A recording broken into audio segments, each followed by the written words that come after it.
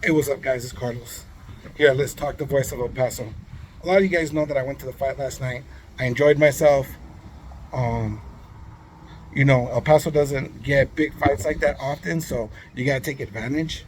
But I am gonna say that not every fight card is created equally. Um, yeah, it definitely. That's. I'm gonna leave it at that. So, I'm not really gonna get into the main card too much because I really want to talk about El Paso boxers today. Um, that being said, know this: I'm gonna be very unbiased in their performance from last night. I am. I'm not. I'm not gonna nut ride them, and I'm not gonna blow them out of the water either, and get super nitpicky on things that they should have done or they could have done better. Fernando Vargas fought Carlos Cardonas, and don't mind her, that's my dog. Um,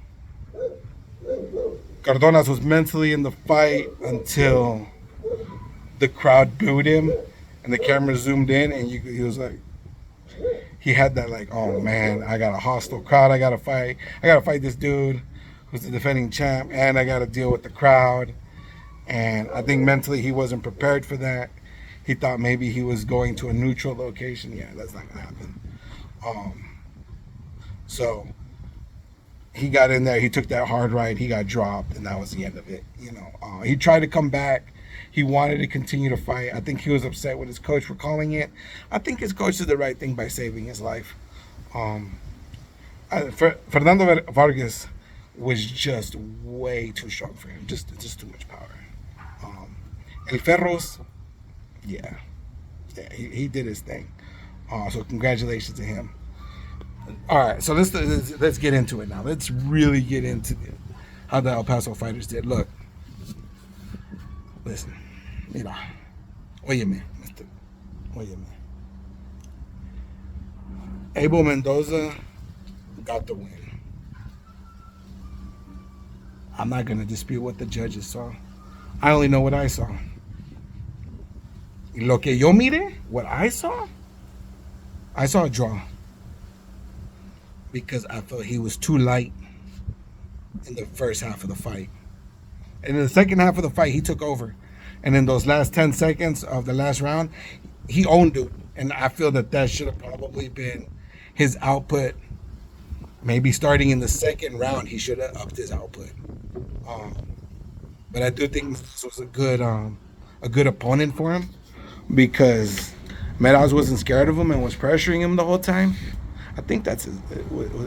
Correct me if I'm wrong if it's not Meadows. Um, so, but things that I did see about Abel, right, is, excuse me, híjole, he doesn't use his feet, which surprised me. And he doesn't use the ring much. He doesn't move. I think that's definitely a drawdown to his fighting style. As a boxing fan, I think that's a drawdown. He make for an exciting fight? Yes, because he's gonna stand in there and he's not gonna say, as some of you say, he's not gonna go and run. But I think he needed to use his footwork a little bit more, and I think he clearly, at least in my opinion, he would have definitely won the fight. Um, Even more convincingly for me, for me. But what he did show is he's got great conditioning because he wasn't tired in the second half of the fight.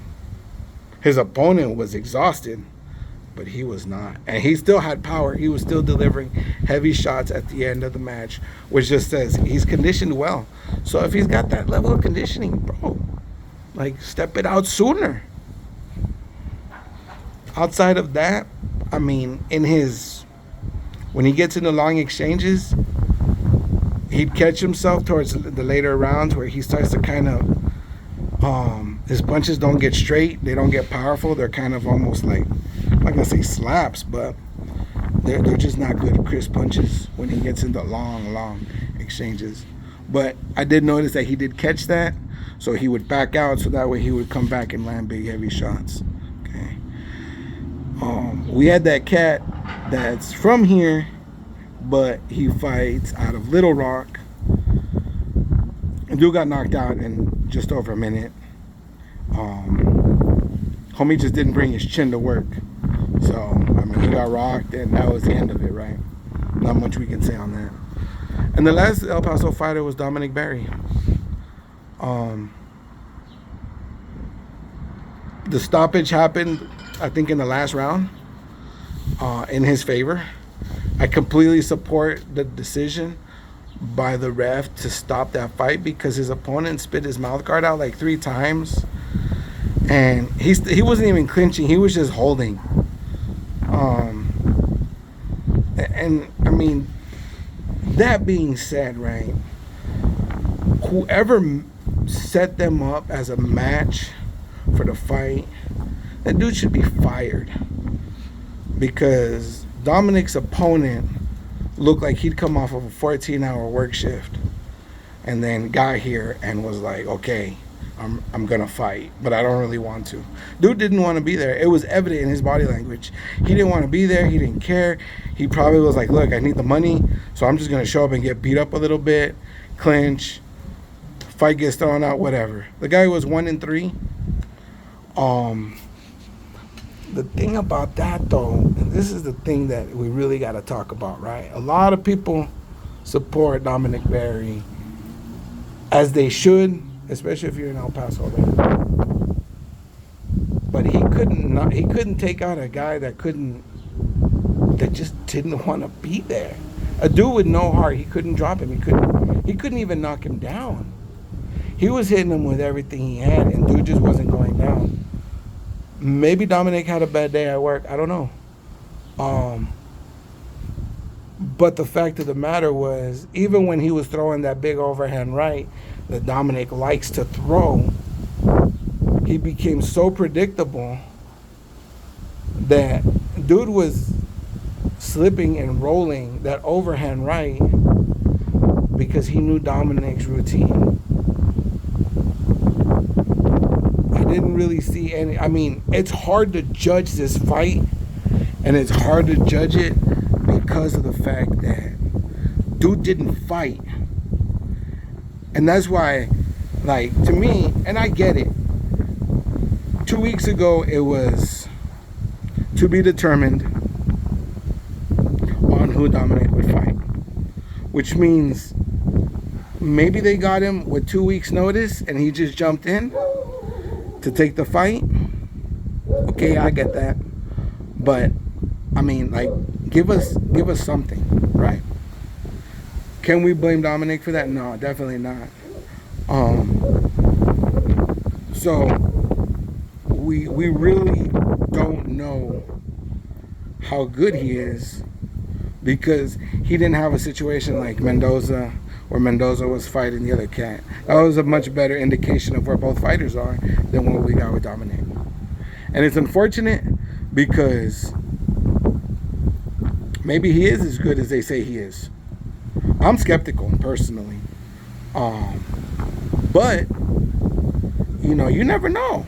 You never know. And the other thing is, we're talking about cruiserweight. I actually got to Google to see who the top 10 cruiserweights are, because offhand, I can't seem to remember. I will say this behind that, though. I don't have a very good memory. I have to look things up 3-4 times in a row, write things down, and put it in my pocket so I can remember. But at the end of the day, what I did see was, I saw a guy that prides himself on having knockout power that couldn't knock out a physically fit fighter that really had no want to be in the ring. And to me, that says a lot. So, let me know what y'all think in the comments. As always, like, share, comment, save if you're on TikTok. If you're on TikTok, follow me on YouTube. If you're on YouTube, follow me on TikTok. I'm really pushing this more for my TikTok followers because, as we know, we don't know what the deal with TikTok is. So go ahead and scoot over to my YouTube so that way if they do cancel it, you guys will stay in touch with my content. I will be doing another video tomorrow on tonight's Rodriguez Estrada fight, which will be starting in a few hours. I'm excited for that one too. And I will see y'all later. This is Carlos at Let's Talk, the voice of El Paso. Peace.